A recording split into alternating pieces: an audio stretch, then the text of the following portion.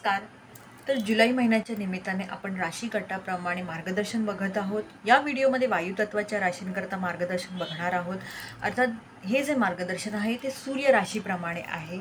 तर सुरुवात करूया आपण मिथुन राशीपासून। आणि तुम्हाला हे सांगण्यात येत आहे मंडळी, तुम्ही जसं बोलता, जसं वागता, इतरांसमोर नवीन लोकांसमोर स्वतःला कशा प्रकारे तुम्ही सादर करता याच्यावरती जरा काम करा। काही गोष्टींबाबतीत जरा तुम्हाला कमी प्रतिसाद द्यायला पाहिजे, थोडं कमी संवाद साधायला पाहिजे, तर त्यावरती काम करा। वरचढ होत असावं कदाचित, जे आहे लिहून काढा, त्याच्यावरती काम करा। तूळ राशीला हा संदेश मिळत आहे, कदाचित तुमच्या आयुष्यात ताणतणाव वगैरे असू शकतो सध्या, किंवा अजून काही अडीअडचणी। तर तुम्हाला हे सांगण्यात येत आहे, सुसंवाद साधायचा प्रयत्न करा।